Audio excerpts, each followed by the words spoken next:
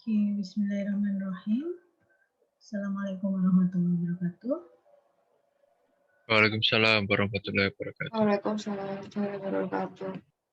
Oke, sebelum kita mulai, saya mengucapkan terlebih dahulu minal aidin wal faizin. Mohon maaf lahir batin jika ada kesalahan yang saya perbuat, baik sengaja maupun tidak sengaja, selama kita berinteraksi sampai setengah semester ini.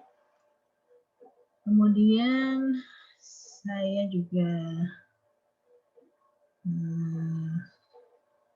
berdoa semoga kalian tetap dalam kondisi sehat di masa pandemi ini sampai nanti bisa berakhir masa pandeminya dan kita bisa bertemu secara langsung. Nah, materi yang berikutnya ini masih berkaitan dengan materi yang sebelumnya yang sudah kalian kerjakan kemarin, ya, yaitu menggunakan bahasa prolog. Nah, ini sekarang kita akan mengimplementasikan dengan sebuah sistem yang cukup lama sebenarnya. Jadi sistem pakar ini kalau kalian ingat pada saat saya menjelaskan sejarah dari AI, itu adalah awal-awal sistem yang berbasis AI itu adalah expert system atau sistem pakar. Jadi banyak sekali di awal-awal tahun 50-an, 60-an itu muncul sistem-sistem berbasis logik istilahnya. Jadi sistem-sistem berbasis rule, sistem-sistem yang berbasis logika yang disebut dengan sistem pakar. Nah, sekarang kita akan pelajari secara lebih mendetail. Ini nanti sampai akhir ya, jadi ada berbagai macam nanti kita akan bahas mengenai sistem bakar. Di pertemuan kali ini kita membahas secara sistem secara umum, nanti kemudian pada berikutnya nanti ada beberapa batasan-batasan yang disebut dengan uncertainty factor atau faktor-faktor ketidakpastian yang mempengaruhi keputusan untuk sebuah sistem yang disebut dengan sistem bakar.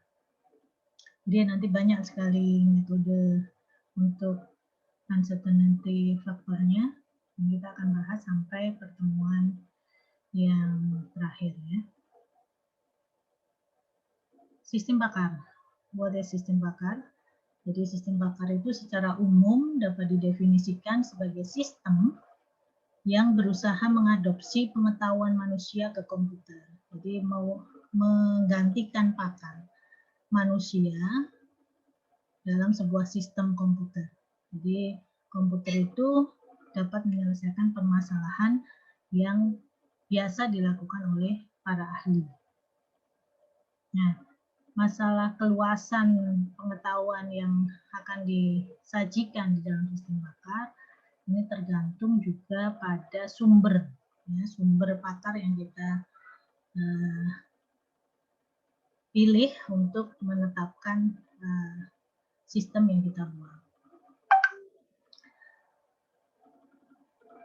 Jadi ada beberapa definisi dari sistem pakar selain itu tadi. Beberapa referensi yang ditulis oleh Darkin itu mengatakan bahwa sistem pakar itu adalah program komputer yang dirancang untuk memodelkan kemampuan penyelesaian masalah yang dilakukan oleh seorang pakar.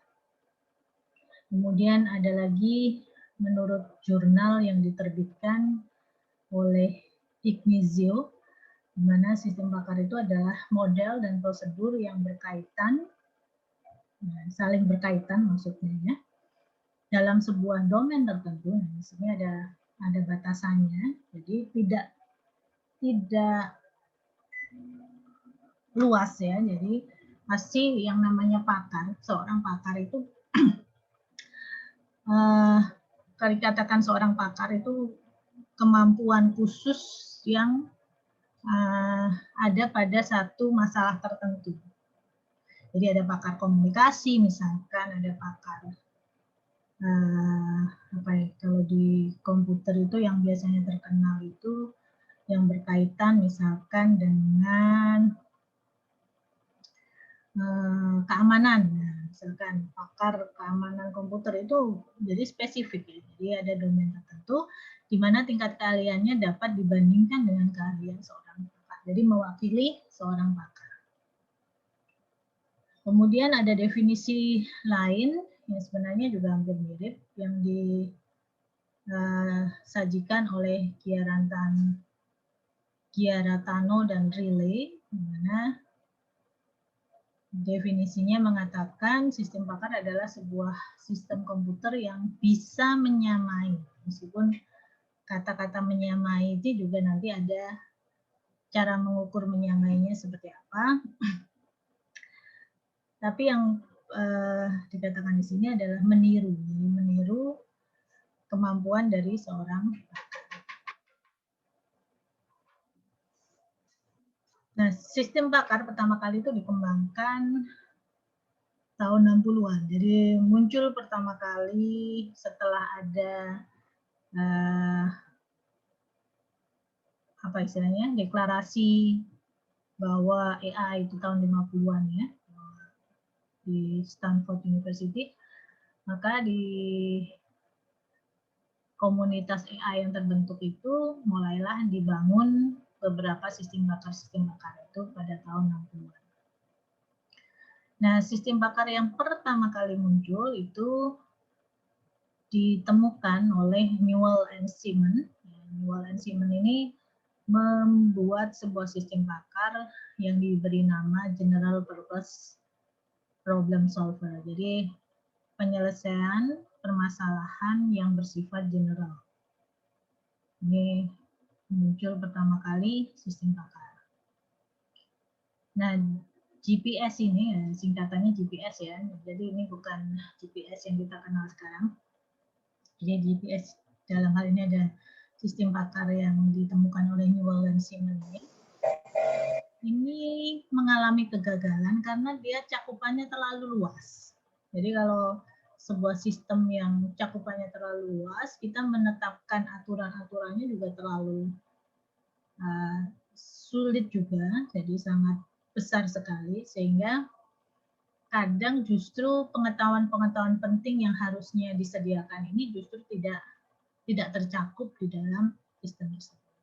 Ini yang pertama kali muncul itu yang ditemukan oleh Newell and Simon ini, jadi bisa dikatakan tidak terlalu berhasil dari sistem bakarnya. Nah, barulah kemudian muncul sistem bakar yang lebih spesifik, jadi mengacu ke problem-problem tertentu. Contohnya MySIN. MySIN ini salah satu sistem bakar yang cukup handal dan cukup terkenal di bidang kesehatan, yang bidang kedokteran. Jadi dia bisa menggantikan dokter di dalam mendefinisikan penyakit yang berkaitan dengan hasil pemeriksaan darah yang hubungannya dengan bakteri ya, penyakit-penyakit yang berkaitan dengan bakteri. Itu MySIN. Kemudian ada Dendral, ada Second, Sophie, ya, polio dan delta ini lebih spesifik berkaitan dengan hal tertentu. Nah, saya pernah juga memberikan contoh di awal dulu, sistem bakar yang berhubungan dengan psikologi. Ya, itu juga sebuah sistem bakar yang di situ juga sudah dilengkapi dengan namanya natural language processing. Nah, apa sih keuntungan dari sistem bakar? Jadi ada beberapa keuntungan yang bisa kita ambil dari kita meng-create sistem bakar dengan sistem bakar yang lengkap dan komprehensif ya. Jadi yang pertama, kita bisa menggantikan pekerjaan seorang ahli itu dengan orang yang tidak terlalu awam ya. Jadi menggantikan pekerjaan seorang ahli Jadi orang-orang yang tidak terlalu ahli, orang-orang awam ini juga bisa mengerjakan hal-hal seperti yang dikerjakan oleh ahli. Kemudian prosesnya juga bisa diulang secara terus-menerus tanpa adanya apa ya istilahnya kesalahan.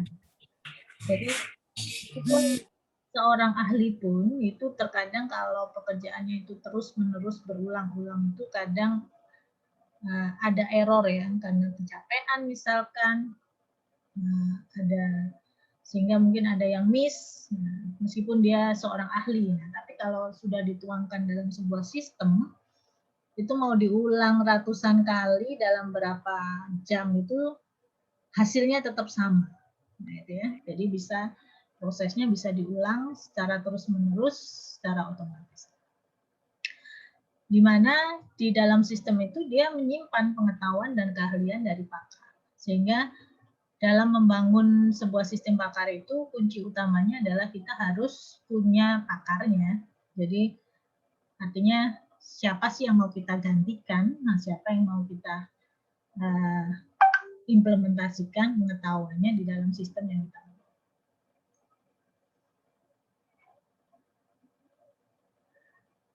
Nah, otomatis karena dia terus-menerus bisa diulang, kemudian tidak mengenal kata lelah, tidak mengenal kata capek, bosan, pasti dia akan, nah sistem ini bisa meningkatkan produktivitas dan output. Meningkatkan kualitas, ya, itu juga akan secara automatically akan bisa kita raih pada saat kita mengimplementasikan sistem pakar. Apalagi dalam sebuah sistem pakar yang bisa mengupgrade diri sendiri, artinya rule-rule-nya itu bisa kita create secara automatically berbasis dari rule-rule yang sudah ada sebelumnya.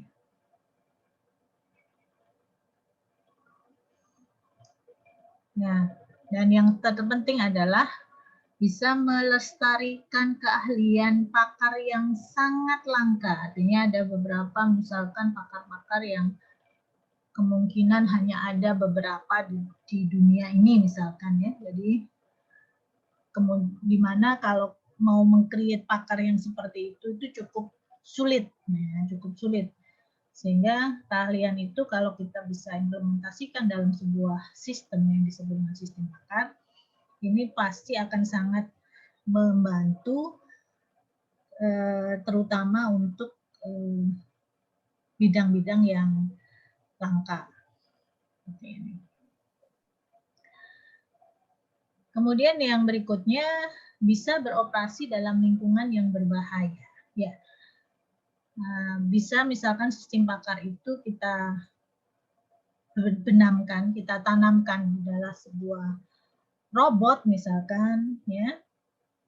Kita benamkan dalam sistem robot sehingga robot itu misalkan bisa kita jalankan, bisa berjalan secara mandiri di lingkungan yang berbahaya, misalkan di daerah-daerah yang terkena dampak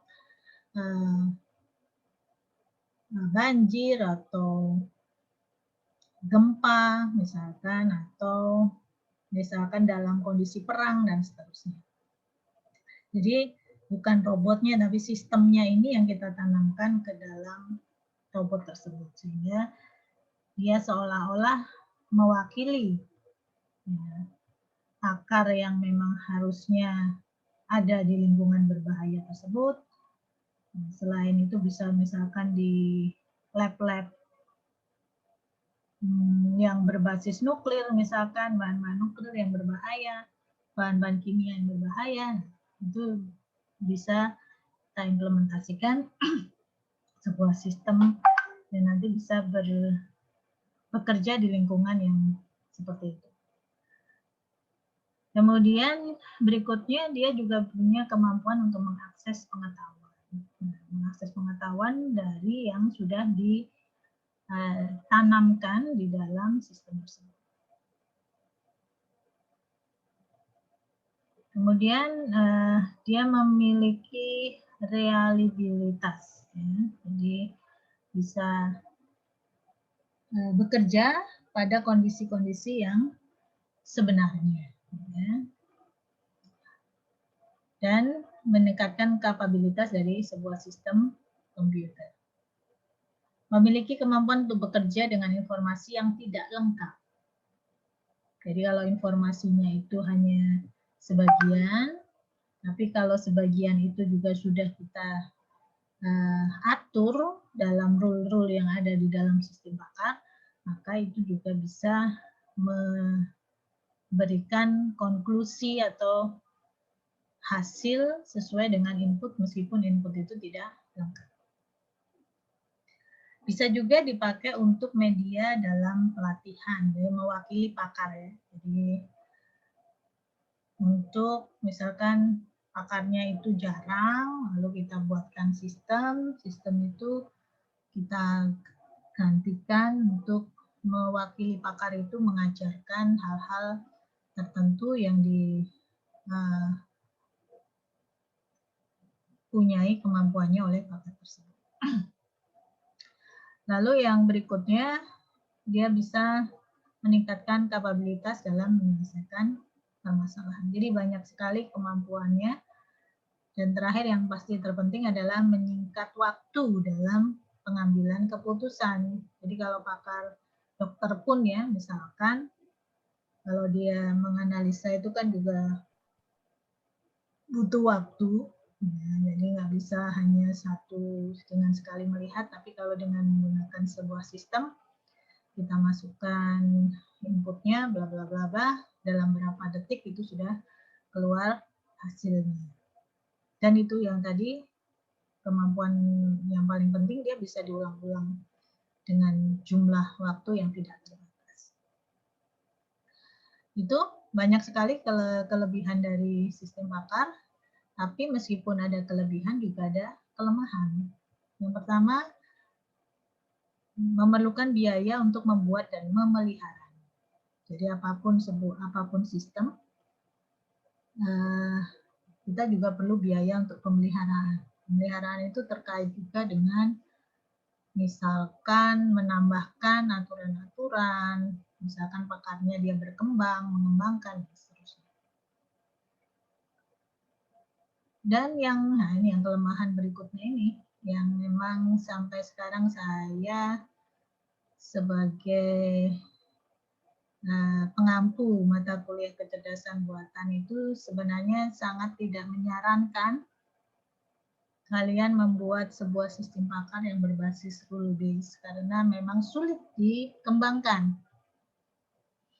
Masalah pertama yang kenapa sulit dikembangkan adalah ketersediaan pakar. Ya, jarang sekali kita bisa berhubungan langsung dengan pakar yang kita mau bangun. Misalkan kita membuat sistem pakar mengenai penyakit A. Misalkan penyakit, bagaimana sih caranya mendiagnosa penyakit hati misalkan, penyakit liver ya. Nah, kita butuh dokter yang memang khusus menangani liver sehingga hasilnya menjadi lebih baik. Nah, ini mendapatkan pakarnya itu juga sulit. Ini yang sering menjadi kendala di dalam mengembangkan sebuah sistem pakar. Dan sistem pakar itu tidak 100% bernilai benar ya. Jadi mengembangkannya sulit juga belum tentu 100% benar. Jadi bisa dikatakan dia hanya bersifat suggestion atau memberikan solusi-solusi yang sebenarnya tidak bisa diikuti 100%. Saran lah namanya gitu ya, saran. Nah, itu 3 kelemahan yang mungkin menjadi kendala kenapa sistem pakar itu kemudian banyak ditinggalkan. Jadi pengembangan sistem pakar itu bisa dikatakan berhenti mulai tahun 60-an, 70-an itu sudah jarang sekali yang mengembangkan sistem pakar. Secara real ya, seperti contohnya yang sudah dikembangkan sebelum-sebelumnya seperti Dendron dan sebagainya yang memang diimplementasikan secara real itu jarang sekali. Kalaupun ada ya pada taraf hanya penelitian-penelitian saja kecil-kecil seperti tugas akhir itu memang banyak, tapi secara real bisa dikatakan tidak banyak yang mengembangkan setelah tahun 70-an. Kenapa? Setelah itu muncul teknik-teknik baru yang mungkin lebih fleksibel, lebih mudah dikembangkan seperti machine learning, ya. Kemudian ada fuzzy system dan itu lebih mudah untuk diimplementasikan. Itu yang menyebabkan sistem bakar itu berhenti ya penelitian. Oke, sekarang kita akan masuk ke konsep dasar sistem bakar. Jadi sistem bakar menurut Ephraim Turban itu harus mengandung ya, jadi harus mengandung apa saja. Yang pertama adalah ada ahli, ahli yang mempunyai keahlian, jadi ada keahliannya, ada ahlinya. Kemudian ada alih teknologi, jadi pengalian keahlian atau alih teknologi dari pakar itu ke sistem. Jadi ada proses itu, kemudian di dalam sistem sendiri itu ada proses yang disebut dengan inferensi. Inferensi itu adalah proses penalaran untuk mendapatkan kesimpulan. Dan ada aturan, ada rule, dan ada kemampuan untuk menjelaskan. Ini yang sering di dalam sebuah sistem pakar ini yang sering diabaikan, bukan diabaikan ya, artinya tidak pernah diperhatikan. Jadi hanya ada ini dan ini. Padahal komponen-komponen ini harus satu kesatuan. Jadi ada proses inferensi, ada rule, kemudian ada pengalian teknologi, alih teknologi dari pakar. Nah, kebanyakan meskipun ada pakar itu tidak benar-benar membantu melakukan proses alih teknologi tadi. Jadi sebenarnya yang mengonsep rule-rule, aturan-aturan itu harus seorang pakar. Ya, dia harus membuat aturannya, itu adalah seorang pakar. Kita itu sebenarnya hanya sebagai pengimplementasi sistemnya saja. Nah, ini yang sering tidak diperhatikan pada saat membuat sebuah sistem bakar. Jadi, apa yang dimaksud dengan keahlian di sini? Jadi, keahlian adalah kelebihan penguasaan pengetahuan di bidang tertentu. Ya. Nah, itu bisa diperoleh dari pengalaman, membaca, pelatihan, nah itu biasanya dimiliki oleh seorang ahli. Ahli itu adalah yang mampu menjelaskan. Jadi kalau ada permasalahan tertentu, dia mampu menjelaskan, menyusun pengetahuan, ya, kemudian membuat rule-rule jika dibutuhkan. Ini yang perlu dimiliki pada saat kita mendesain sebuah sistem bakar. Jadi harus ada ahli yang mau menyusun pengetahuan, mengatur rule-nya dibutuhkan, kemudian dia harus sesuai dengan relevansi dari keahlian yang dimiliki.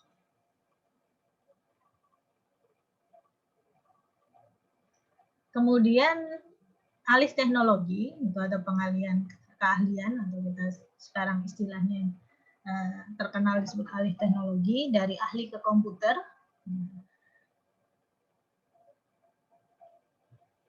Nah, untuk kemudian dialihkan lagi ke orang lain yang bukan ahli, dari komputer itu kan nanti bisa digunakan oleh seorang yang bukan ahli.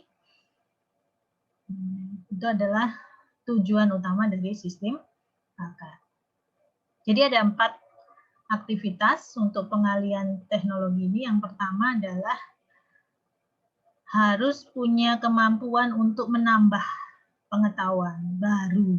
Jadi kalau misalkan pada saat ini kita membangun dengan 5 pengetahuan, 5 rule misalkan, maka di fasilitas yang kita miliki itu juga harus bisa menambahkan rule-rule baru, pengetahuan-pengetahuan baru. Kemudian yang kedua, bisa merepresentasikan pengetahuan ke komputer. Jadi ahli itu kan, keahlian itu kan tidak bisa dikatakan bentuknya itu kan abstrak ya. Jadi ahli apa? Ahli nuklir misalkan. Nah, dia bentuknya itu apa ya? Di otaknya itu saja kan kita tidak bisa menggambarkan seperti apa sih keahlian. Maka harus kita nyatakan dalam representasi pengetahuan.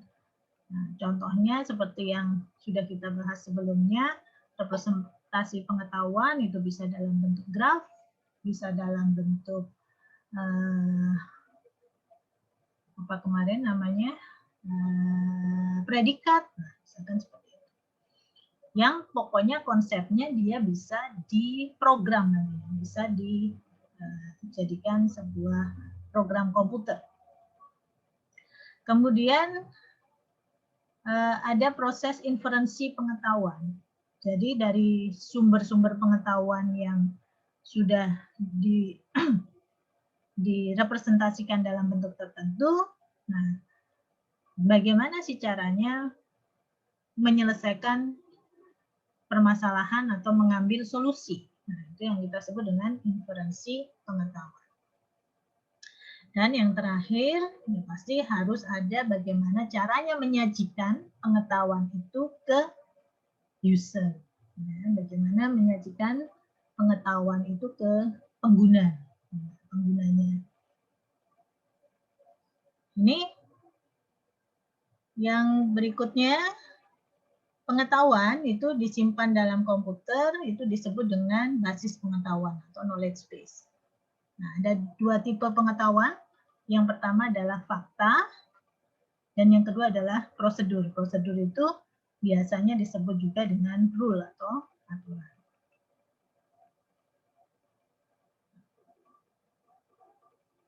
Oke. Nah, apa sih perbedaan antara sistem yang kalian kenal sebagai mungkin sistem informasi atau sistem-sistem lain yang konvensional dibandingkan dengan sistem pakar? Apa bedanya? Perbedaannya yang pertama adalah kalau di sistem konvensional itu informasi dan pemrosesannya itu diletakkan dalam satu program. Ya, tapi kalau di sistem pakar itu dipisahkan antara basis pengetahuan dan bagaimana cara mengolahnya. Jadi rule-nya dipisahkan sendiri, kemudian bagaimana mengaksesnya, bagaimana memprosesnya itu dipisahkan. Jadi yang kita sebut dengan mekanisme inferensi. Kemudian yang kedua, di sistem konvensional itu biasanya tidak bisa menjelaskan mengapa kalau inputnya ini, outputnya itu. Gitu. Ada nggak sebuah sistem yang bisa menjelaskan kalau saya memberi input ini, maka outputnya adalah A. Kenapa kok outputnya A?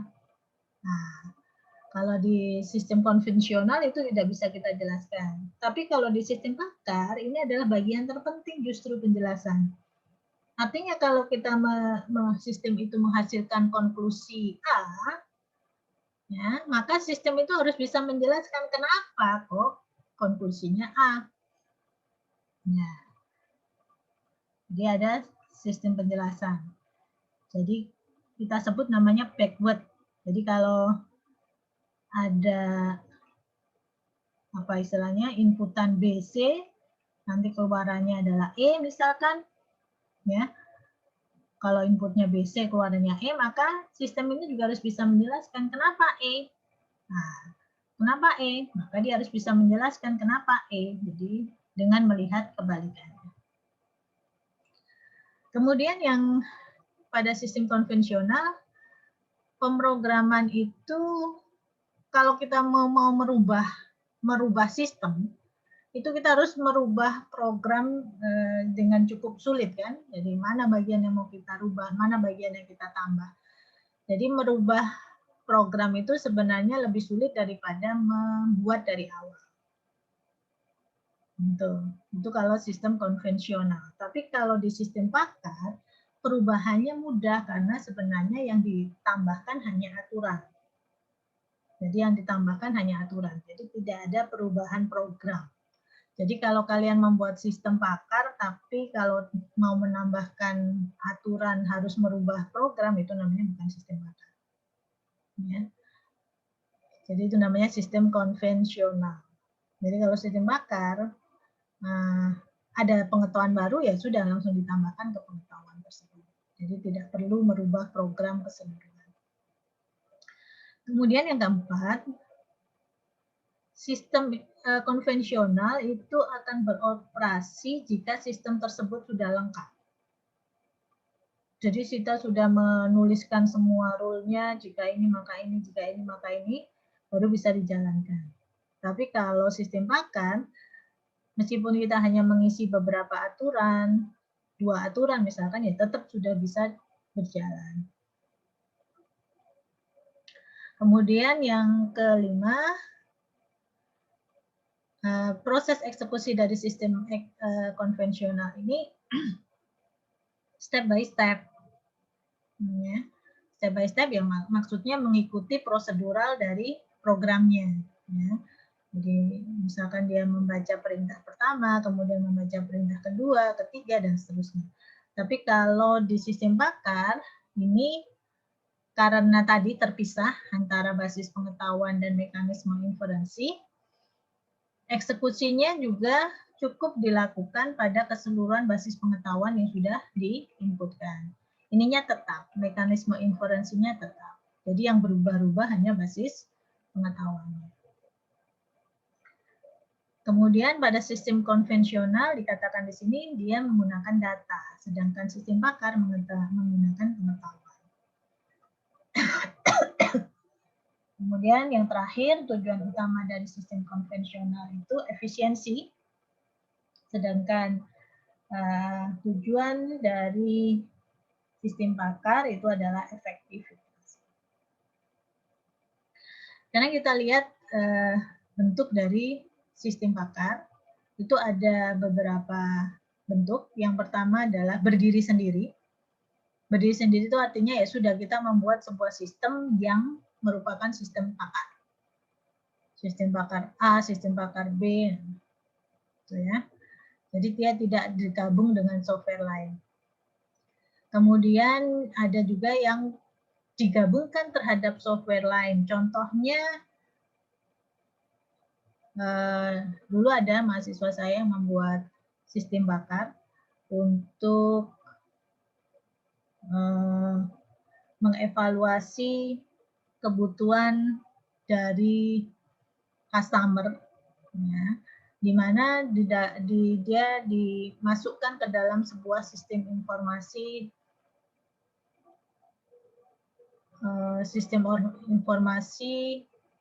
ya seperti sistem informasi biasa itu, sistem informasi pembelian, sistem informasi penjualan gitu. Hanya di dalamnya disuntikkan sistem bakar untuk mengevaluasi kebutuhan dari customer. Itu juga bisa. Jadi tergabung dengan sistem informasi yang lain. Otomatis pembuatannya juga lebih rumit ya, karena harus membuat sistem informasi konvensionalnya dulu, kemudian ditambahkan di dalamnya ada subroutine yang merupakan sistem bakar.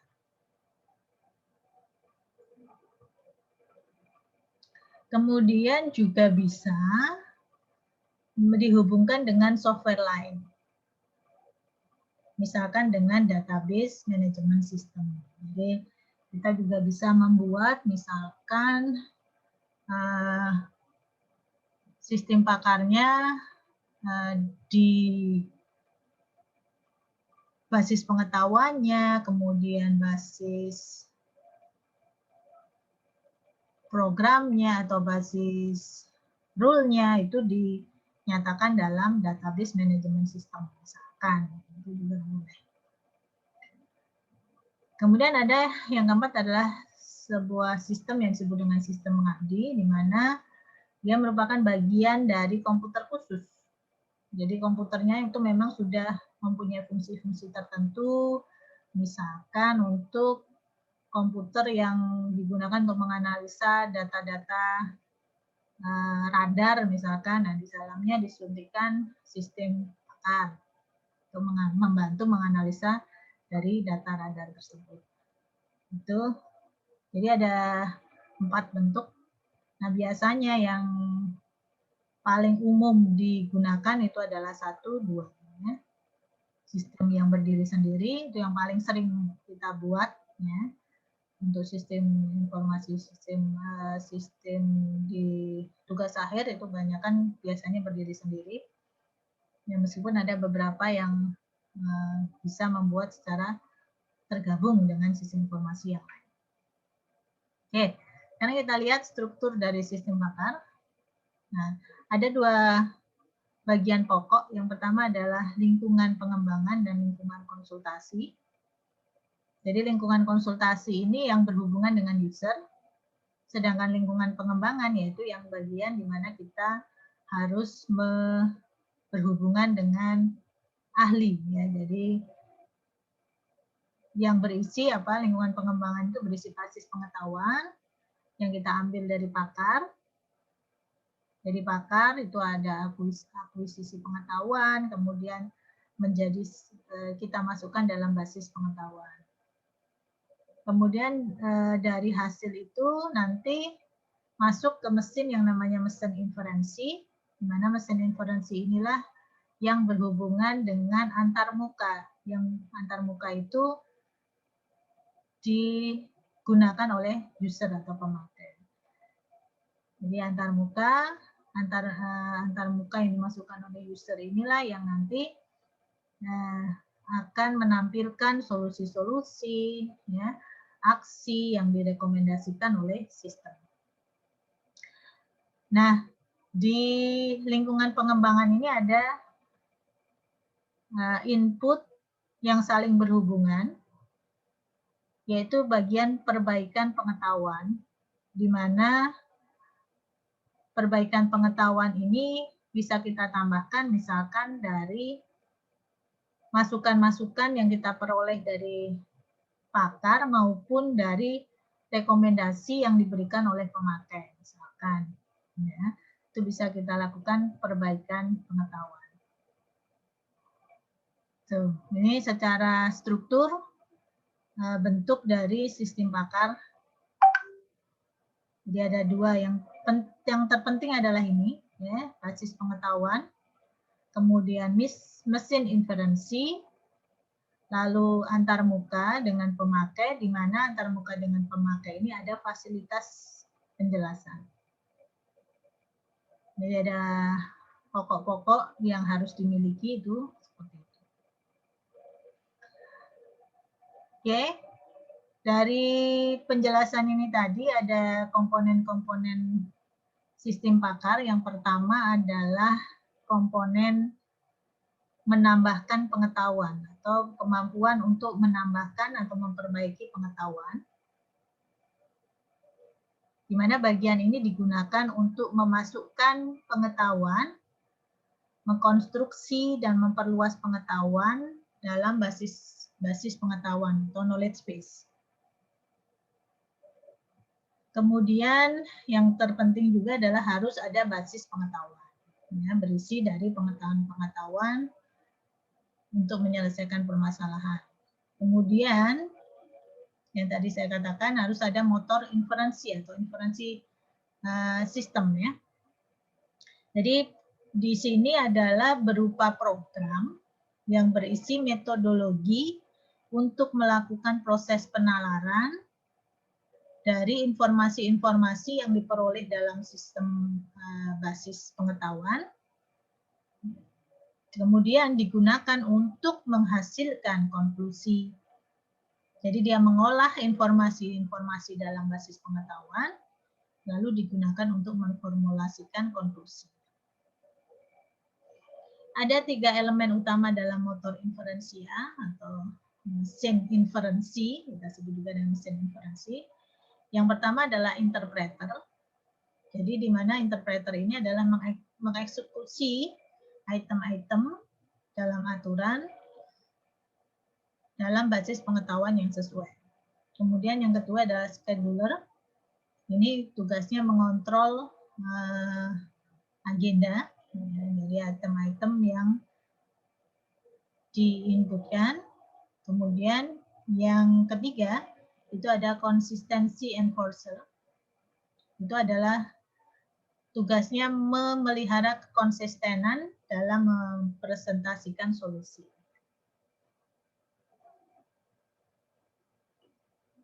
Yang berikutnya ada komponen yang disebut dengan blackboard. Nah, komponen yang disebut dengan blackboard ini sebenarnya adalah komponen yang merupakan bagian yang disebut dengan memori dari sistem. Memori dari sistem itu artinya dia mencatat. Tugasnya adalah seperti blackboard, seperti papan tulis gitu ya. Dia mencatat input, kemudian mencatat kalau ada proses inferensi awal, dicatat hasilnya, sehingga nanti menghasilkan keputusan. Ya, dikatakan di sini digunakan untuk merekam kejadian. Ya, mencatat lah, mencatat. Menuliskan, mencatat.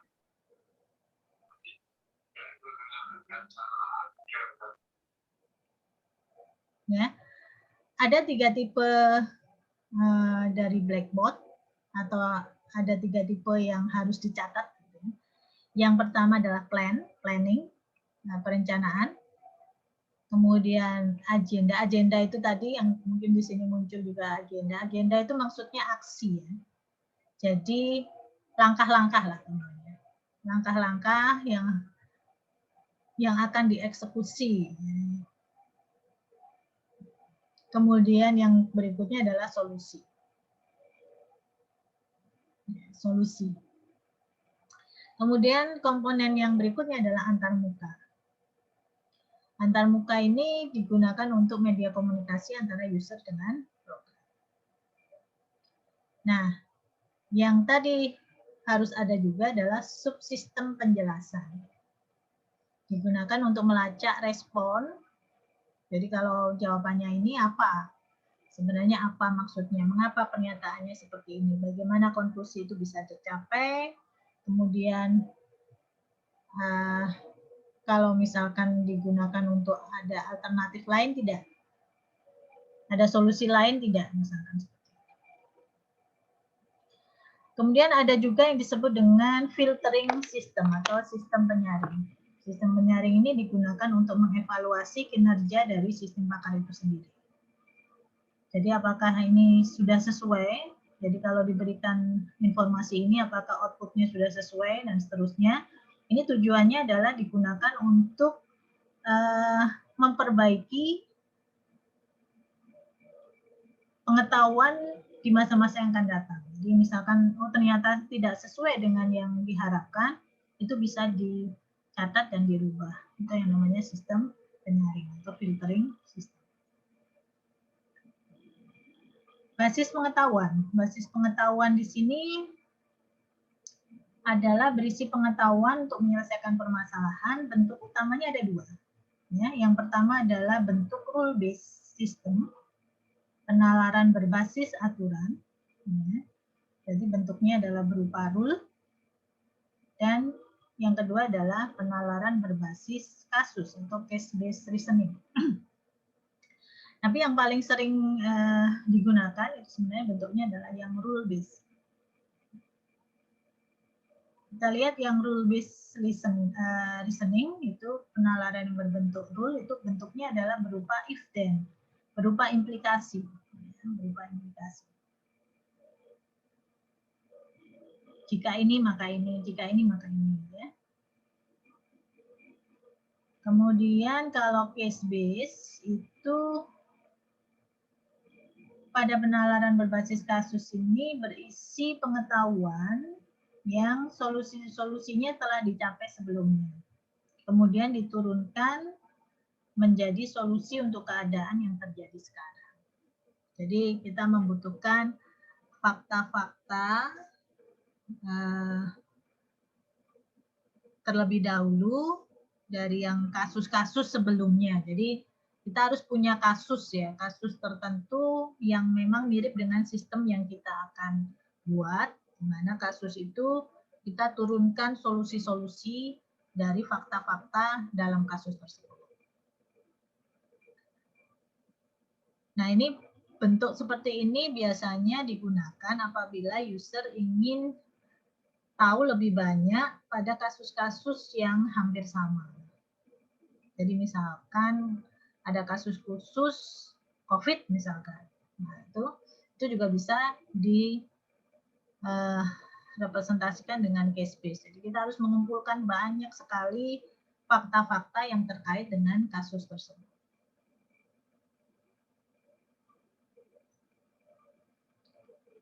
Lalu motor inferensi, nah bentuknya motor inferensi itu yang tadi sudah saya jelaskan, motor inferensi itu gunanya apa. Ini ada dua model yang disebut dengan forward chaining dan backward chaining.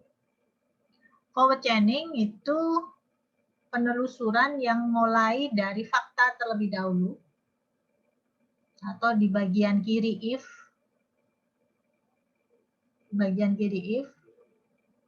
dimulai dari fakta, kemudian diuji hipotesanya, lalu dilakukan konklusi. Konklusi kita peroleh di bagian kanan. If. Tapi kalau backward chaining itu kebalikannya. Ya, kita mulai pencocokannya adalah menggunakan pernyataan di sebelah kanan then. Jadi kalau kita mempunyai A, maka B. Ya, jadi kalau forward chaining itu mulai dari ini dulu. Ini diuji dulu, dilihat memenuhi enggak. Kalau memenuhi, dapatkan konklusi B. Itu kalau forward. Tapi kalau backward, di sini dulu dicek. Jadi ada konklusi dulu. Nah, konklusi itu diketahui, ini membutuhkan fakta apa. Nah, faktanya ada tidak. Jadi kembali. Ini dua model motor inferensi yang dua-duanya harus ada di dalam sebuah sistem pakar.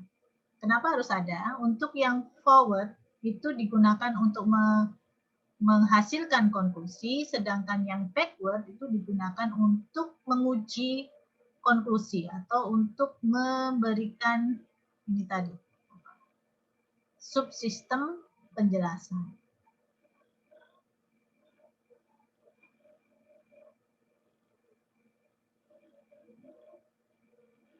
Nah, sebuah sistem pakar itu harus memiliki fasilitas informasi yang handal, mudah dimodifikasi, dapat dipergunakan dalam berbagai jenis komputer, ya. Kemudian yang terpenting adalah dia bisa beradaptasi, artinya bisa menambah rule baru, aturan baru, pengetahuan baru. Ya. Kalau ada pengetahuan yang harus ditambahkan. Nah, ini beberapa contoh permasalahan yang bisa diselesaikan dengan sistem pakar, misalkan berkaitan dengan interpretasi, ya, pengambilan keputusan dari hasil observasi, kemudian prediksi, ya, prediksi, peramalan, kemudian diagnosa. Ya, diagnosa itu bisa medis, elektronis, mekanis, ya, diagnosa perangkat lunak. Lalu juga bisa digunakan untuk tujuan perancangan, termasuk layout sirkuit, perancangan pembangunan, dan sebagainya. Selain perancangan, ada perencanaan, ya, perencanaan keuangan, komunikasi, militer. Ya. Kemudian juga bisa diimplementasikan untuk monitoring. Lalu ada juga debugging. Debugging ini bukan debugging program ya, tapi misalkan ada apa ya, diagnosa sistem bakar untuk memberikan resep misalkan. Nah, ternyata resep itu tidak sesuai hasilnya, ternyata ada dampaknya gitu misalkan. Ya, ada implikasi ikutannya ya. Maka itu harus bisa di apa istilahnya, ditelusuri kenapa kok gagal, kenapa kok memberikan resep ini. Itu contoh penggunaan debugging. Lalu juga bisa dipakai untuk perbaikan instruksi maupun kontrol. Tapi memang yang paling banyak dipakai itu adalah di dua hal ini, itu prediksi, diagnosis. Ini yang memang paling sering digunakan untuk permasalahan yang diterapkan dalam sebuah sistem bakar. Oke, sekarang seperti apa tahapan pengembangan sistem bakar? Yang pertama kita harus tahu kebutuhannya, problemnya apa. Nah, problem itu nanti tahap kedua adalah setelah problem didapatkan, kita harus mengumpulkan pengetahuan untuk menyelesaikan problem tersebut.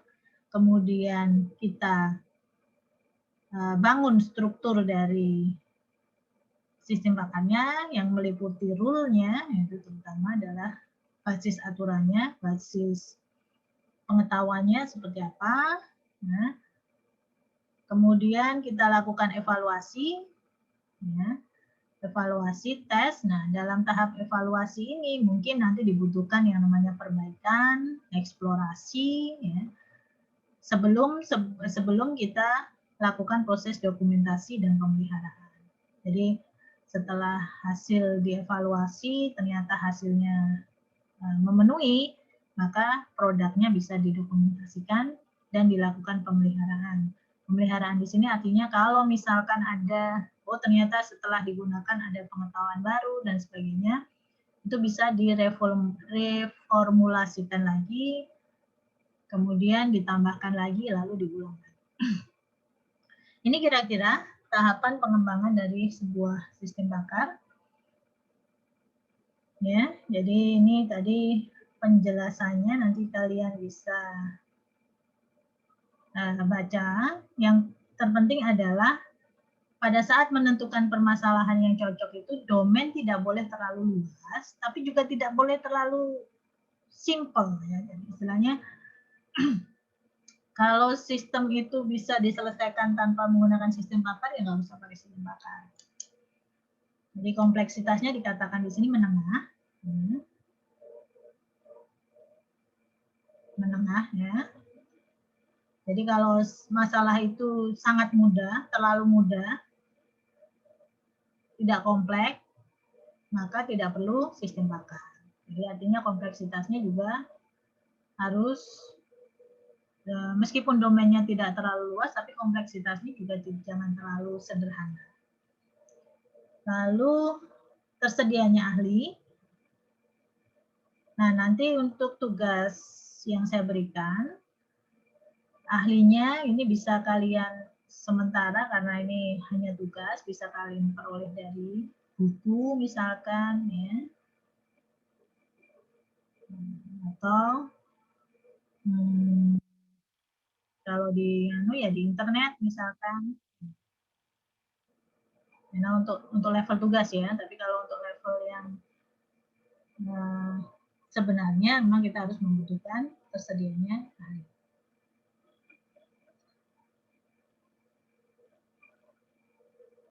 Nah, di sini dikatakan sistem ini hanya menghasilkan solusi mental, jadi bukan fisik. Jadi hanya memberikan anjuran, jadi tidak bisa melakukan proses aktivitas fisik. Ya. Kemudian tidak melibatkan hal-hal yang bersifat common sense. Misalkan ada gravitasi, benda jatuh dia bisa melihat, kemudian lampu lalu lintasnya berhenti dan sebagainya.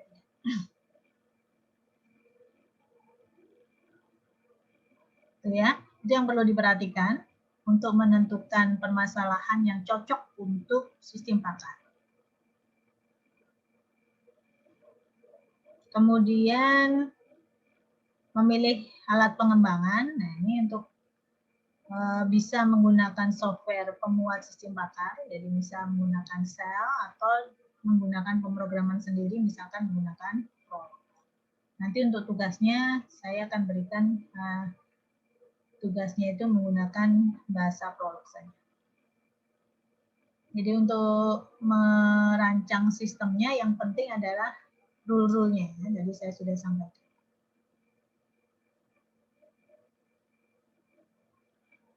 Nah, ini sistem pakar. Sekarang kita lihat jenis sistem pakar yang berbasis pengetahuan atau knowledge based expert system. Jadi sebenarnya sama saja. Nah, sekarang bentuknya. Sekarang kita lihat bentuknya.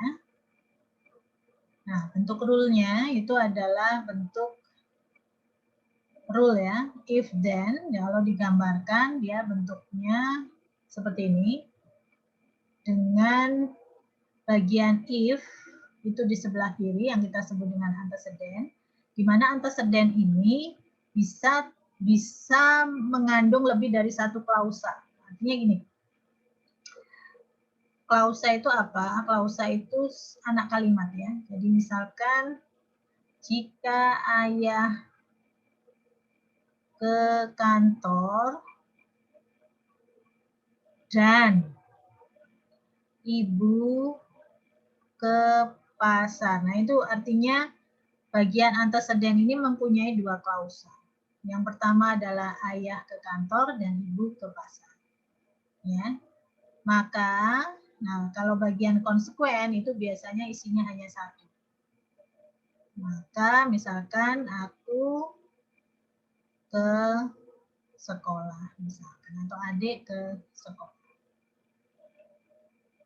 Nah, ini contoh bagian konsekuen. Nah, itu bisa digambarkan dengan menggunakan ini kalau di rangkaian logika, rangkaian digital, itu kalian kenal bentuk N ya, bentuk apa itu namanya? Chip N ya. Itu bentuknya seperti ini. Nah, ini artinya dia dihubungkan dengan operasi N. Ya, dua antecedent ini, dua klausa dalam antecedent ini dinyatakan dalam bentuk N. Ya. Kemudian juga bisa dinyatakan dalam bentuk OR. Itu kalau bentuk OR dia menggunakan bentuk seperti ini. Sama. Bisa dinyatakan menjadi bentuk seperti ini. Jadi ini untuk operasi N pada bagian antecedent, kemudian ini untuk operasi OR dengan dua klausa. Ya. Nah, ini contoh rule-rule. Misalkan ada sebuah sistem pakar yang digunakan untuk membantu atau seolah-olah dia merupakan seorang penjaga kebun binatang. Ya. Jadi misalkan ada yang bertanya mengenai nama binatang. Binatang apa ini? Nah, ini dia tugasnya membantu user untuk menjelaskan jenis-jenis dari binatang yang ada di kebun binatang. Nah, ini contohnya rule yang pertama. Ini mengatakan jika binatang itu mempunyai rambut, maka binatang itu adalah sejenis mamalia. Jika, nah, dan seterusnya. Ya, ini bentuk dari rule base. Oke. Nah, bentuk dari rule base ini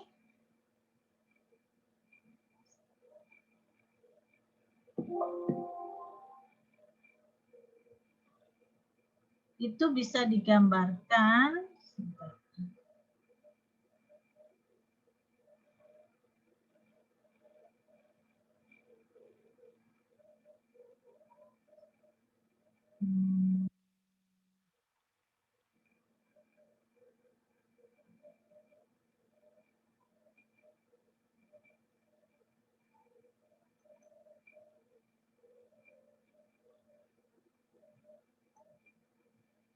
dengan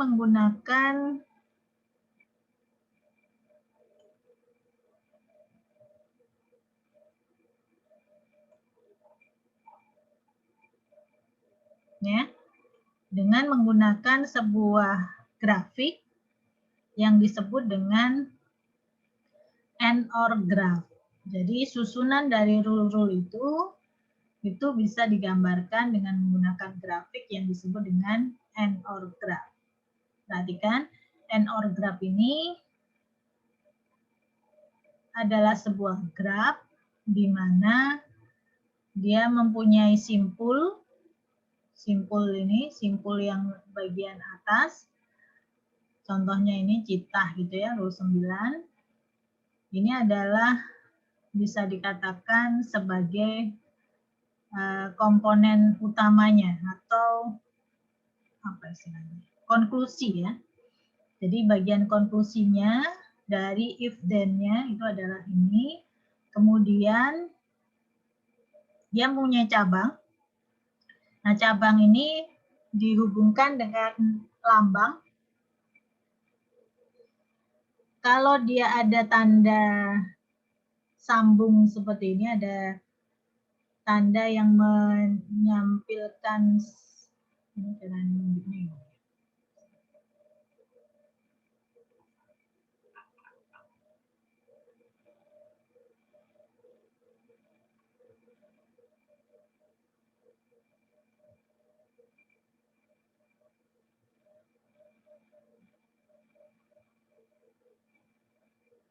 Jadi yang ada ini ya, lambang ini.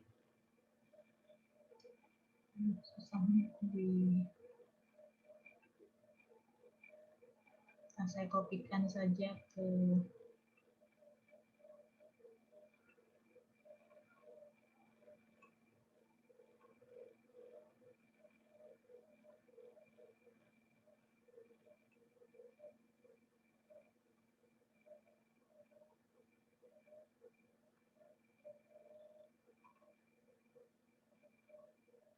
ya. Jadi AND/OR graph, jadi saya ulangi. Misalkan cara menyatakan rule ya. Jadi misalkan tadi rule, ada rule if X mempunyai rambut, maka X adalah mamalia. Jika dia memiliki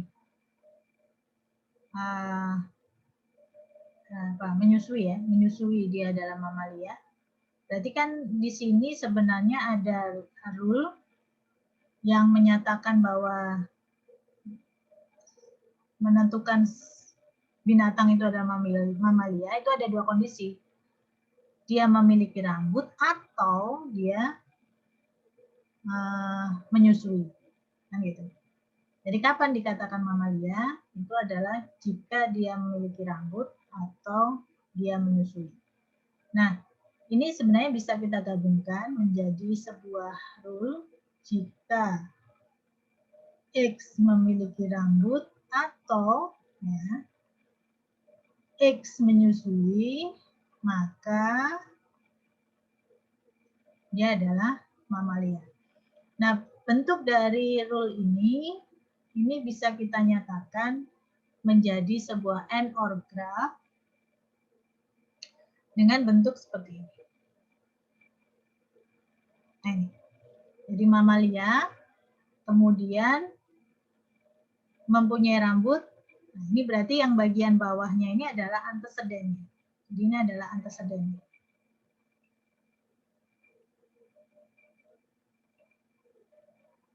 Kemudian ini adalah konklusinya. Jadi satu ini itu mewakili satu rule. Satu rule if ya antecedent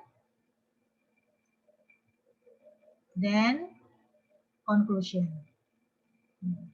Jadi ini mamalia itu adalah conclusionnya, kemudian mempunyai rambut dan menyusui itu adalah merupakan antecedennya. Nah, di sini bedanya apa? Kok ada yang menggunakan ini, kemudian ini kan? Nah, ada yang tidak. Nah, yang tidak ini itu adalah operatornya, operator dalam antecedennya itu adalah or. Jadi ini membacanya, kalau kita baca di sini adalah jika dia mempunyai rambut dan atau dia menyusui, maka dia adalah mamalia. Ini yang disebut dengan and or gra. Oke. Ya. Lalu ini bisa nyambung ke rule 5. Sekarang kita lihat rule 5 itu apa? Kita lihat. Nah, ini. Rule 5 dia mengatakan jika dia mamalia, nah ini. Mamalia itu kan diperoleh dari rule yang ini tadi.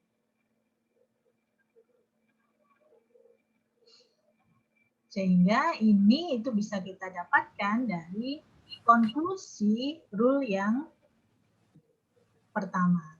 Konklusi dari rule yang pertama, kita lihat di sini, ini, ya. Lalu N kan dia memakan daging, maka dia akan menuju ke rule 5. Rule 5, ini ada. Ya, jika dia mamalia dan memakan daging, maka kemudian yang rule 6 itu adalah jika dia mamalia, kemudian punya gigi taring, lalu dia mempunyai mata tajam, kuku ya, maka dia juga karnivora. Nah, ini kita definisikan di sini. Ini adalah rule 6.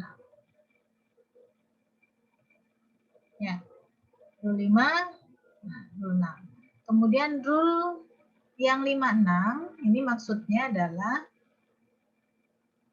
5 dan 6, ini kan sebenarnya memberikan konklusi yang sama, karnivora, ya, dengan hubungan or. Artinya karnivora itu kapan dikatakan karnivora? Itu kalau dia memenuhi kondisi 5, juga memenuhi kondisi 6. Atau memenuhi kondisi 6. Maka kapan menentukan karnivora? Kita bisa tetapkan di sini. Karnivora itu adalah kalau dia memenuhi aturan 5 atau di sini tidak ada ini ya. Nanti atau dia memenuhi rule yang ke-6. Nah, kemudian di sini ada rule 9. Kapan dia dikatakan sebagai cita? Rule 9. Jika dia karnivora dan ya warna bulunya itu adalah tawny ya, jadi agak kecoklatan gitu ya. Kemudian mempunyai spot ya, spot gelap, ya, bintik-bintik gelap, maka dia adalah cita.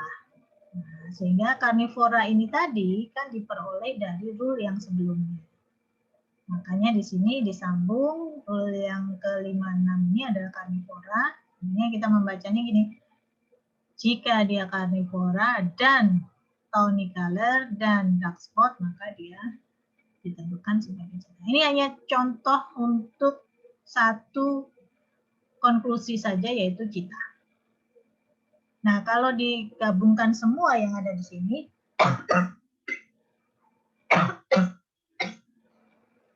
kita bisa definisikan yang lain, misalkan untuk karnivora. Untuk tiger.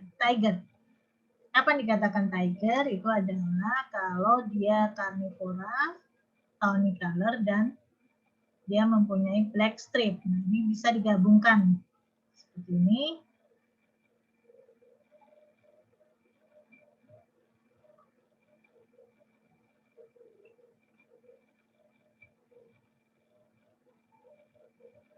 ini dia karnivora, kemudian tawny color dan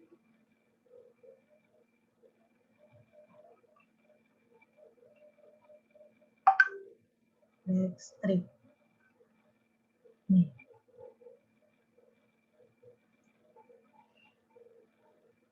Kemudian misalkan mau ditambahin lagi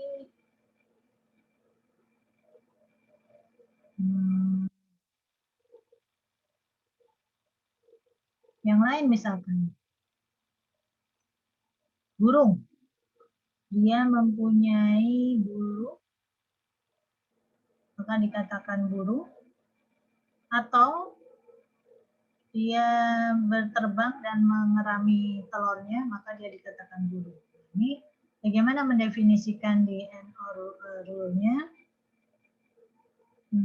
Bisa kita definisikan di sini atau di sini. Ini burung, bird, itu adalah ada dua kondisi. Yang pertama,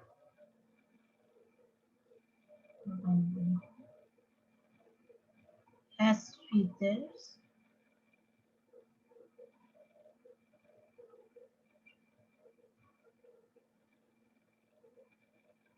Nah, yang kedua, ini ada sub.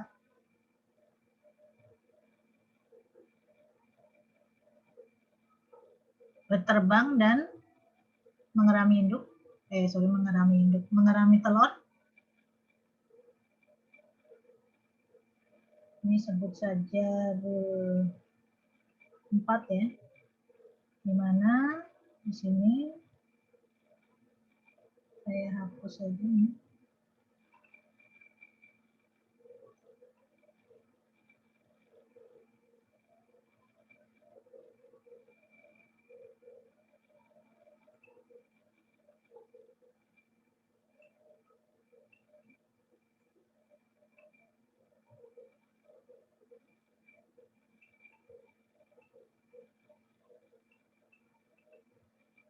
Ya, terbang dan mengerami telur misalkan, ya. Ini kan bird. Nah, ini N, hubungannya adalah N. Jadi lambangnya jangan lupa. Nah, kemudian setelah bird,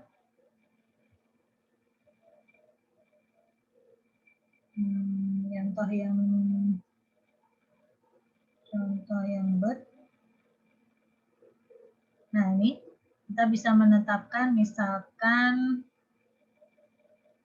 set 15 ini albatros. Kapan dia dikatakan albatros? Kalau dia burung dan good flyer atau terbangnya bagus. Bird,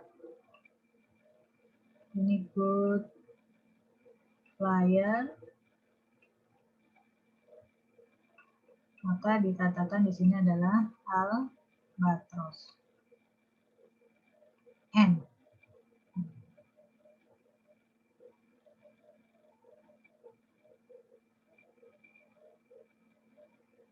Nah, kemudian ini bisa dirangkai semua menjadi sebuah sistem zookeeper.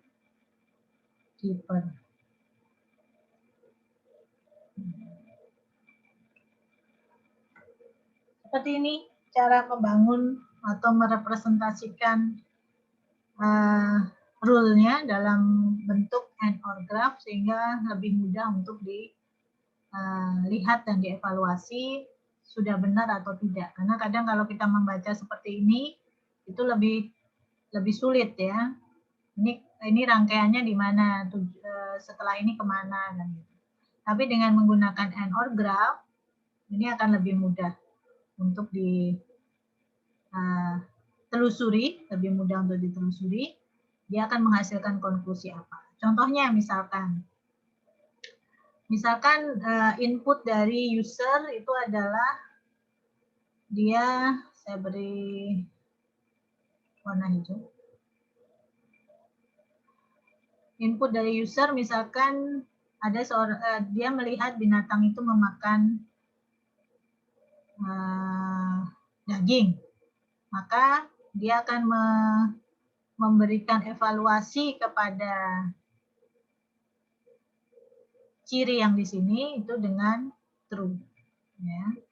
Setelah itu dia akan melihat ciri yang berikutnya. Misalkan apakah ciri yang berikutnya itu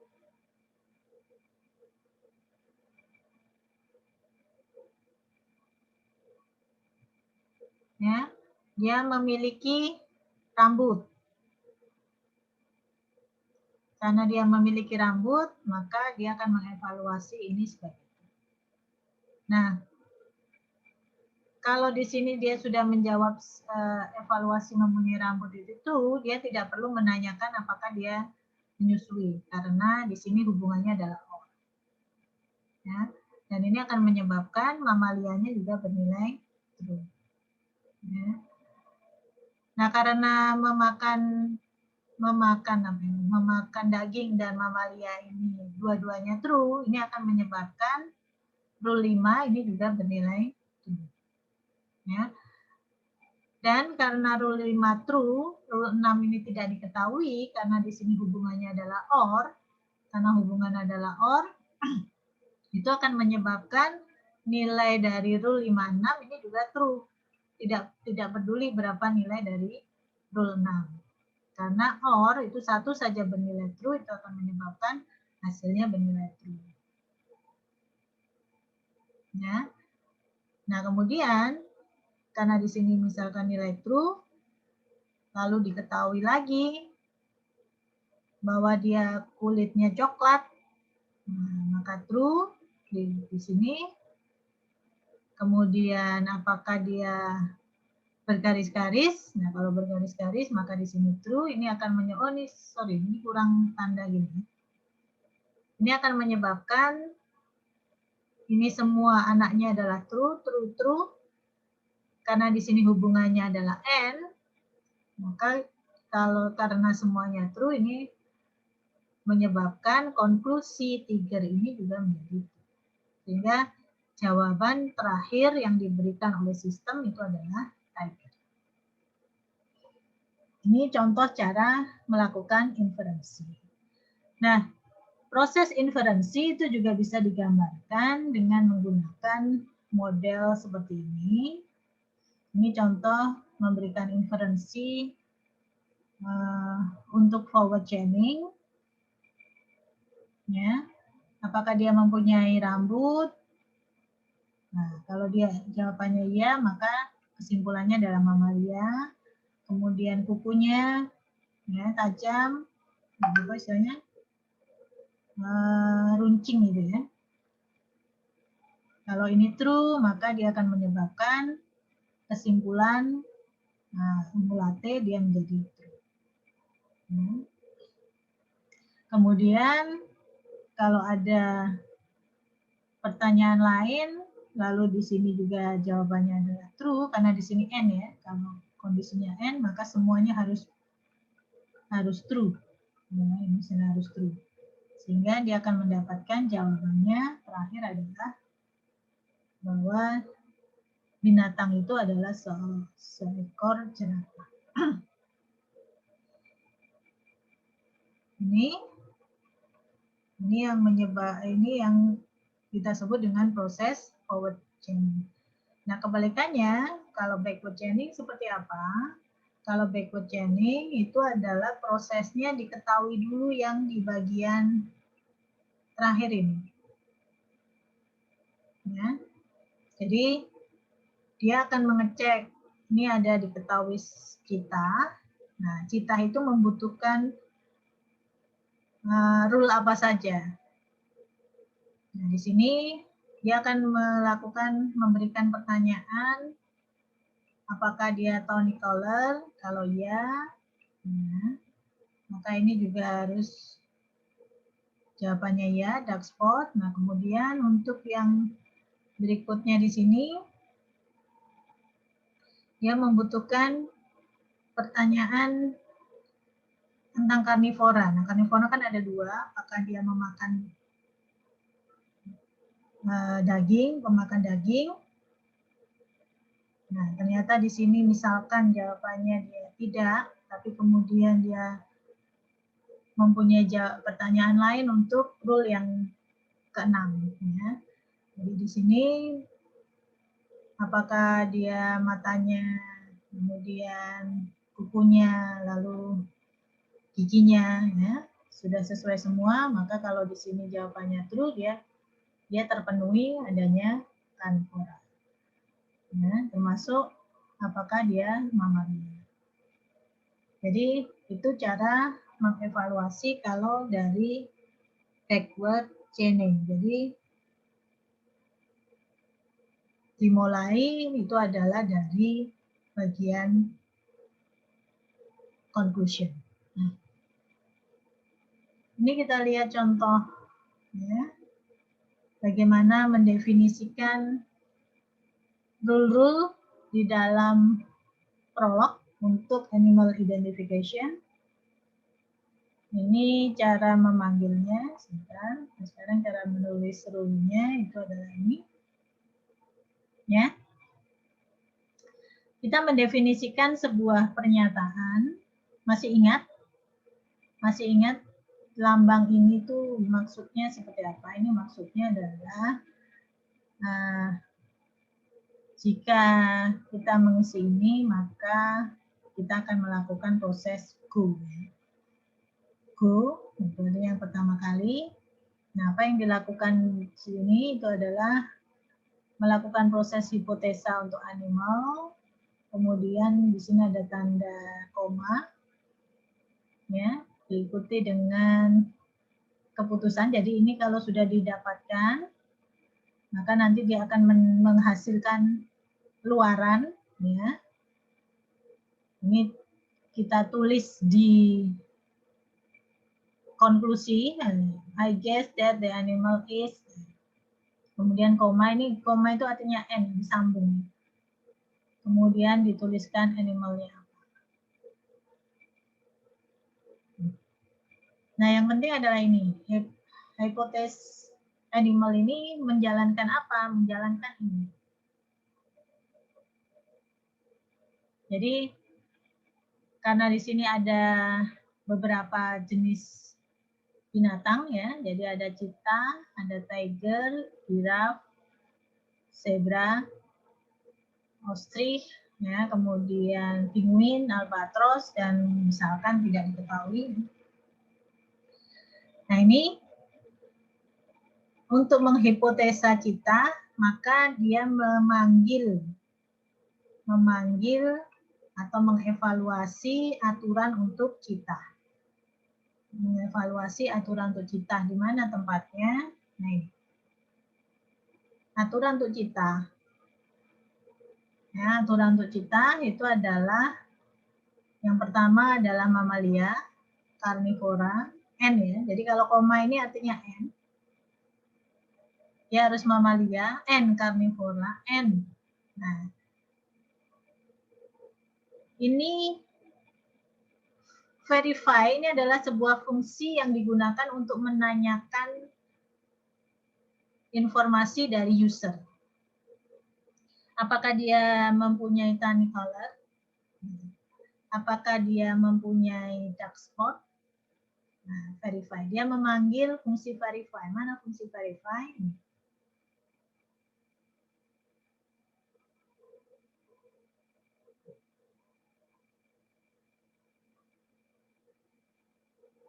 Nah, ini. Jadi verify as itu akan memberikan jawaban ya kalau benar. Kalau jawabannya no, dia gagal. Nah, isinya adalah pertanyaan tentang S. Nah, pertanyaan tentang S. S itu ya isinya tadi. S itu tadi. Ini, S-nya itu adalah ini. Has claws, has forward eyes, dan seterusnya. Nah,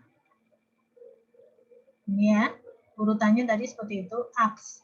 Nah, ask ini juga sebuah function, sebuah fungsi yang atau sebuah aturan. Kalau kita mengatakan di prolog, saya lupa bukan fungsi ya. Namanya istilahnya adalah rule atau aturan. Jadi ask ini adalah sebuah aturan yang isinya adalah ini. Ask question, nah question itu tadi ya S tadi sama. Maka dia menuliskan, ini dituliskan, apakah binatang itu mempunyai sifat seperti ini? Nah, ini questionnya apa? Questionnya ini yang kita tuliskan di verify tadi. Nah, kemudian ditambahkan tanda tanya. Nah, read response ini adalah sebuah rule juga untuk mendapatkan tanggapan dari user. Apakah jawabannya ya atau tidak? Ya. Maka kemudian dia nanti akan memberikan jawaban atau mengambil nilai jawaban dari user. Apakah yes question atau no question. Ya, secara prinsip seperti itu. Nah, yang penting yang perlu kalian perhatikan adalah bagaimana menyusun rule-nya. Rule untuk mengidentifikasi animalnya tadi misalkan. Ya, ini sesuai dengan rule-rule yang sudah kita definisikan di bagian yang di sini. Ya, sudah disesuaikan dengan rule yang ada di bagian ini.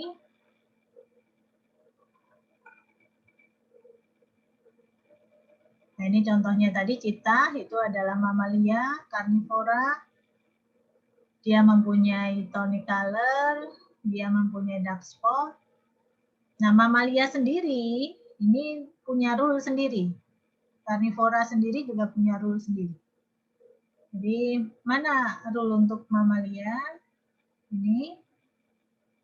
Kemudian mana rule untuk karnivora?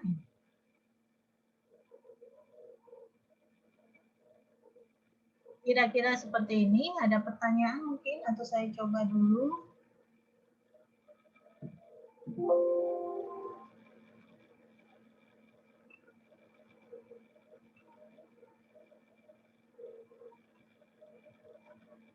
Nah, ini contohnya. Ini sudah saya tuliskan di program online-nya.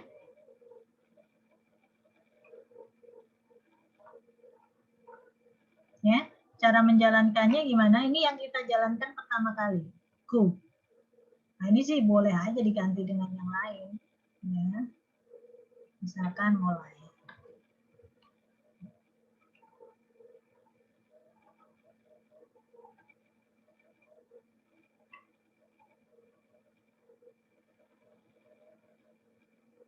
Sebentar.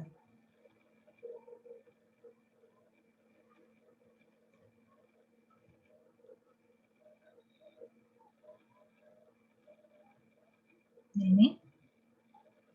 Jadi kita panggil yang mulai. Nah, mulai ini dia nanti akan memanggil aturan untuk hypothesis animal.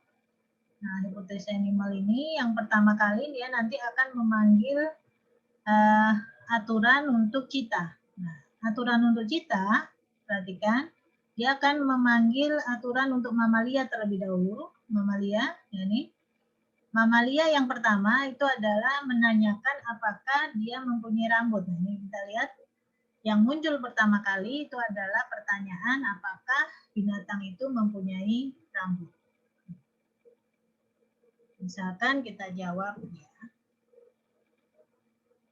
Ya, boleh yes, boleh ya. Nah, karena ini terpenuhi, ya, maka ini kan dia akan nilainya true. Ya, karena dia nilainya true, maka dia akan memanggil yang carnivore. Jadi bukan membaca yang ini lagi. Dia tidak perlu menjalankan perintah yang ke-38, baris 38, karena di sini dia nilainya sudah true. Jadi karena di sini true, maka dia akan memanggil yang carnivore. Carnivore-nya ini di baris 42, carnivore, dia akan menanyakan apakah binatang itu memakan daging. Jadi kalau di sini saya jawab no, maka dia akan menanyakan karnivor yang berikutnya karena di sini on. Jadi di sini kan masih no, berarti dia di sini masih no, padahal harus karena di sini hubungannya adalah n. Agar ini citah ini bisa terverifikasi, maka yang karnivor ini harus nilainya true. Ya. Sehingga di sini dia menanyakan ciri dari karnivora yang kedua. Apakah gigi taring, dia punya gigi taring. Nah, misalkan saya jawab no, maka yang terjadi ini dia tidak akan menanyakan pertanyaan yang ini karena satu saja di sini nilainya adalah false, ini akan menyebabkan karnivor ini nilainya juga false. Ya, nilainya tidak akan false karena hubungannya adalah n. Nah, satu saja dia nol atau nilainya false akan menyebabkan karnivornya juga nilainya akan false. Sehingga ya, apa yang dilakukan berikutnya? Berarti ini kan sudah pasti citah ini tidak terpenuhi karena dia false. Dia tidak akan menanyakan yang ini, tidak akan menanyakan yang ini. Ya, dia karena di sini false, ini akan menyebabkan tidak mungkin binatang itu adalah citah. Ya. Dan juga tidak mungkin binatang itu adalah tiger karena karnivor yang tiger ini juga sudah false. Akhirnya yang dilakukan adalah dia mengevaluasi aturan yang animal yang ketiga yaitu giraffe. Nah, giraffe di sini dia akan mengevaluasi terlebih dahulu rule untuk ungulate. Rule untuk ungulate. Nah, ini tadi ungulate mamal. Mamal kan sudah terpenuhi. Ya, mamalnya sudah terpenuhi, mamalia maksudnya. Tadi sudah true. Maka yang ditanyakan dia akan menanyakan ini, apakah dia has hoofs? Kan, benar kan? Dia akan menanyakan has hoofs. Kalau ini saya jawab iya, maka dia akan memverifikasi ini true akan menyebabkan ungulate juga true.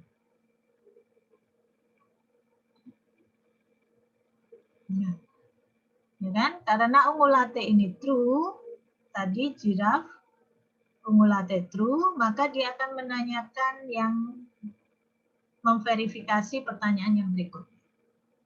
Ya, apakah dia mempunyai leher panjang? Ya, kalau di sini saya jawab no, nah maka dia tidak akan menanyakan lagi pertanyaan yang kakinya panjang. Ya. Karena ini pasti dia bukan giraffe. Karena satu saja dia tidak. Ini false. Ini akan menyebabkan giraffe-nya juga false. Sehingga dia akan menanyakan yang berikutnya. Di zebra, ungulate-nya tadi sudah true, maka dia akan menanyakan apakah mempunyai black strips. Sehingga kalau di sini saya jawab iya, nah maka konklusinya adalah zebra. Jadi kalau di sini true, ini true, maka zebra akan menjadi konklusi. I guess that the animal is zebra. Jadi di sini karena di sini dia berhasil menghipotesa, ini berarti true kan? True. True untuk apa? Jadi hipotesa yang zebra ini dulu. Zebranya true, ini akan menyebabkan hipotesis zebranya itu true. Ini kan implikasi ya. Jika ini true, maka ini true. Ya. Maka hipotesis animal ini juga true. Ya. Sehingga dia akan berikutnya adalah melakukan ini. Menuliskan perintah ini. I guess that the animal is. Nah, dia menuliskan zebra di sini. Animalnya apa? Animalnya itu hasil dari animalnya apa? Animalnya yang hasil dari ini. Nah, Begitu cara kerja dari sistem bakar sederhana dengan menggunakan prolog. Min, sampai di sini ada pertanyaan dulu?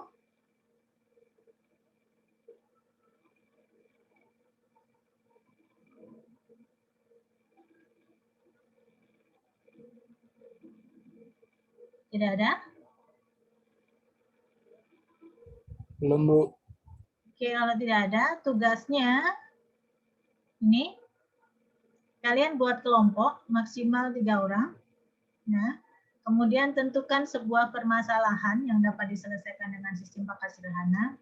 Kompleksitas minimal 2 level. Apa yang dimaksud dengan 2 level? Itu adalah ini. Jadi minimal harus 2 level.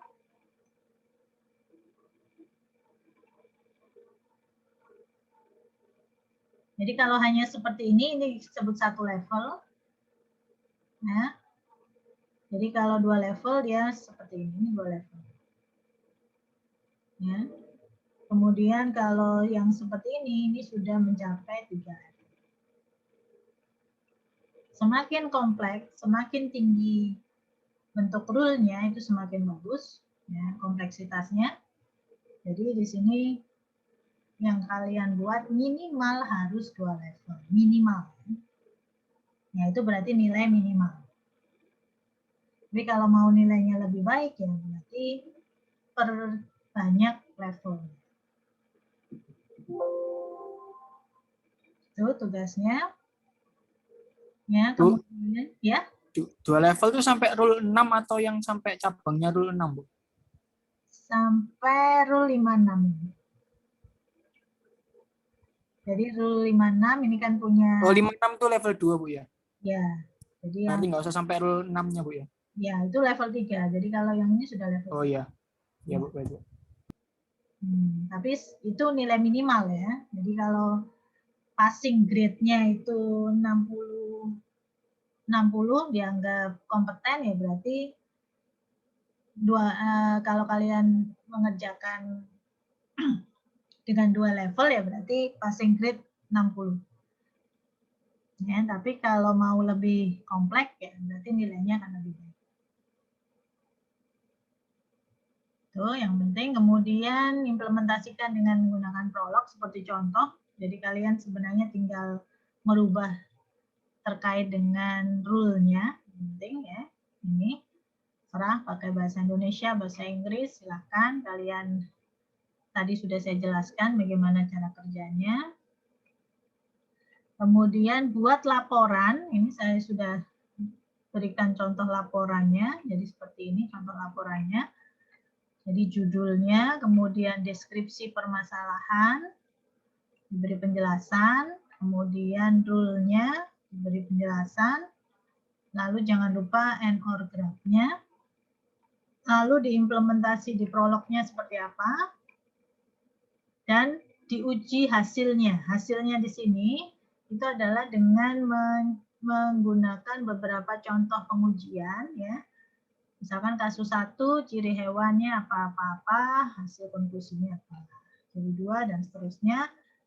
Minimal diuji dengan 10 kasus yang berbeda. Ya. Kemudian, itu cara laporannya. Lalu buat video untuk menjelaskan dan mendemokan sistem bakar yang dibuat. Diunggah di kanal YouTube, lalu linknya dituliskan di laporan. Ya, karena ini kelompok, maka pada saat presentasi di video yang menjelaskan ya harus dibagi 3-3-nya. Kalau mau nilai untuk implementasi atau nilai untuk demonstrasi itu ada. Jadi yang menjelaskan nggak hanya 1 orang, tapi 3-3-nya. Seperti itu. Ada pertanyaan untuk tugasnya? Belum, Bu. Oke, kalau tidak ada, saya kira saya cukupkan pertemuan hari ini. Bu, ya. Saya tadi lupa absen, Bu. Itu gimana, Bu ya? Saya baru keringat itu 10.34. Tapi saya ikut Zoom-nya dari 9.34. Bisa dituliskan saja, nanti saya isikan. Oh gitu, baik Bu. Ada Gimana Bu? ada grup, kita punya grup. Grup kecerdasan buatan Bu ya? Iya. Ada Bu, iya. Nah itu dituliskan aja, yang tadi itu nanti saya yang isikan. Oh iya, baik Bu. Terima kasih Bu. Iya. Ada lagi Oh iya, yang mau ada Bu. ditanyakan? Nilai kecerdasan itu masih belum keluar ya Bu ya? Iya, belum. Nanti akan saya share saja langsung di sini, di Elita. Oke, baik Bu. Terima kasih. Ada lagi yang ditanyakan?